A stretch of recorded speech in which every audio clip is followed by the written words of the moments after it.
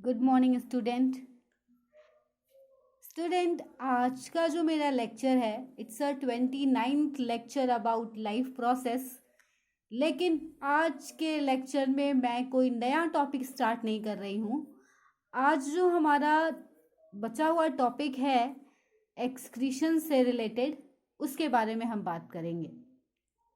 अभी रिसेंटली हमने ट्रांसपिरेशन की बात की। अपने जो भी पिछले वीडियो हैं हम लोगों ने उसमें डिस्कस किया ट्रांसपिरेशन। ट्रांसपिरेशन क्या है? एक तरह का एक्सक्रीशन जिसमें वाटर वेपर फॉर्म में रिलीज होता है लीफ सरफेस से।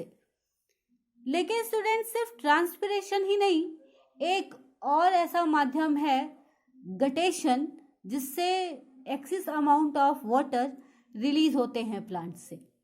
और गटेशन के अलावा ब्लीडिंग भी एक ऐसा प्रोसेस है, एक तरीका है जिससे कुछ एक्सक्रीटरी मटेरियल्स प्लांट से बाहर आते हैं। स्टूडेंट कभी कभी आप देखते होंगे कि कुछ प्लांट हैं, उनके जो स्टेम है, सूखे हुए स्टेम हैं या वो कटे फटे दिखाई देते हैं, तो स्टूडेंट उससे वो कहलाता है ब्लीडिंग। फिलहाल हम बात करते हैं गटेशन की। गटेशन को हिंदी में कहा जाता है बिंदु श्राव। ऐसा क्यों कहा जाता है अभी आप समझेंगे। स्टूडेंट ये एक नाफ्थियम का लीफ है। इस लीफ के चारों तरफ देखिए मैंने वाटर ड्रॉप बनाए हुए हैं, देख रहे हैं आप। स्टूडेंट आपने कभी जरूर देखा होगा कि आप सुबह में उठ जाइए तो वार्म और ह्यूमिड क्लाइमेट हो, मतलब कि थोड़ी गर्मी भी हो, उसके साथ साथ ह्यूमिडिटी भी हो। तो स्टूडेंट उस कंडीशन में कभी कभी लीफ के कोने से बिल्कुल जो टिप होता है उससे कुछ वाटर ड्रॉप नीचे गिरे हुए नजर आते हैं। और स्टूडेंट वाटर का loss of water from uninjured part and in form of water droplet is called guttation. तो वाटर ड्रॉपलेट्स जो होते हैं, वाटर जो होता है वो वाटर ड्रॉप के फॉर्म में लीफ के कोनों से, लीफ के टिप से नीचे बाहर आता है एटमॉस्फेयर में, तो ये कहलाता है गटेशन। अब स्टूडेंट आपने लीफ का डायग्राम देखा हुआ है, उसमें ध्यान देंगे कि देखिए वीन, इनको क्या कहते हैं, वीन या शिरा।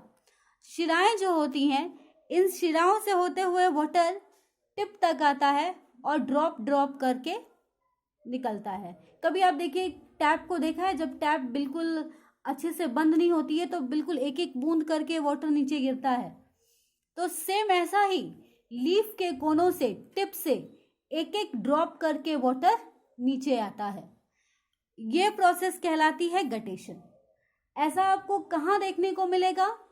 जो भी वार्म और ह्यूमिड क्लाइमेट वाले जगहों पर प्लांट पाए जाते हैं, जैसे कि टमाटर है, आलू है, इसके अलावा कुछ और भी प्लांट है, नेस्थियम है, ओट है, बार्ली है, तो इन प्लांट्स में गटेशन की प्रोसेस देखने को मिलती है। ये भी एक तरह का उत्सर्जन या एक तरह का एक्सक्रीशन है प्लांट के लिए। अब स्टूडेंट हम बात करते हैं कि ये प्रोसेस होती कैसे है।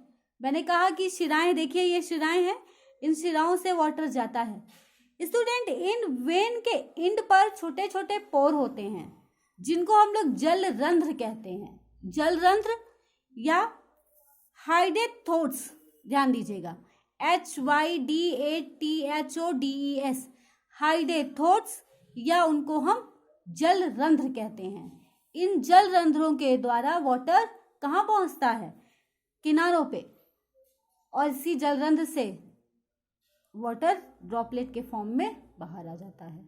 तो ये है आपका गटेशन।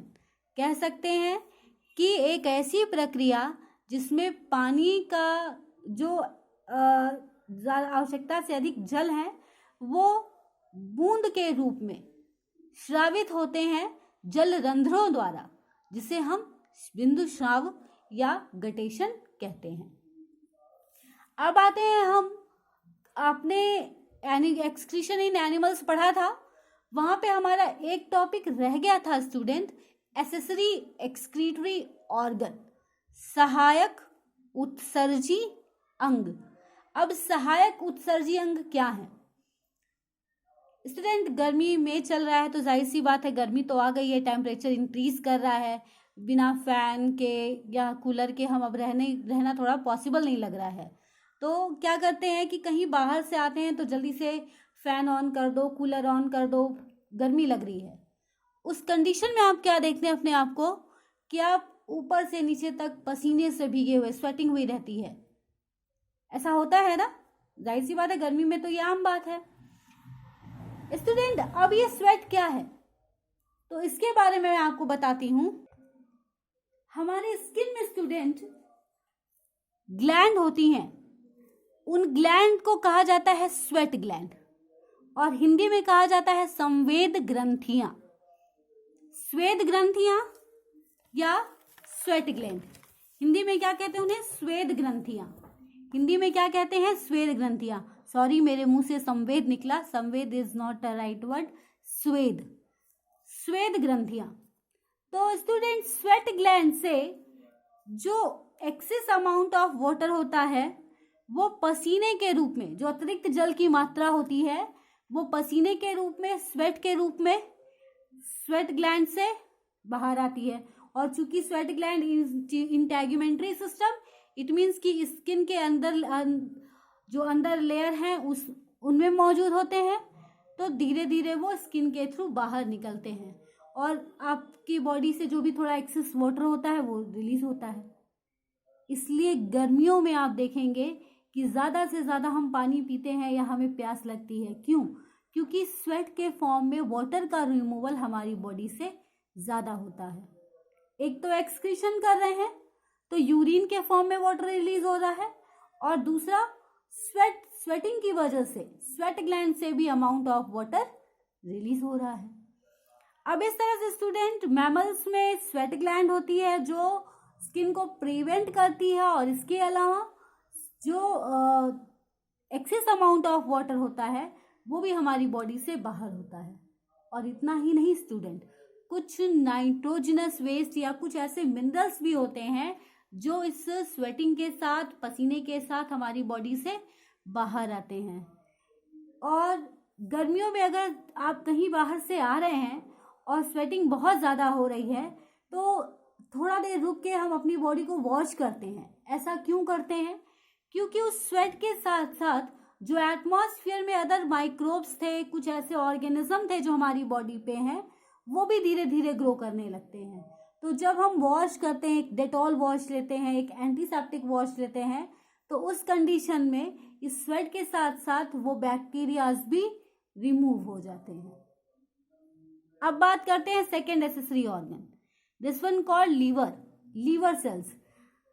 अगर थोड़ा सा स्टूडेंट आपको ध्यान होगा, जब आपने डाइजेशन पढ़ा होगा तो डाइजेशन में लीवर के बारे में मैंने आपको बताया है कि सबसे पहले इंपॉर्टेंट बात, this is one largest gland of human body, and second thing, formation of urea takes place in liver sales.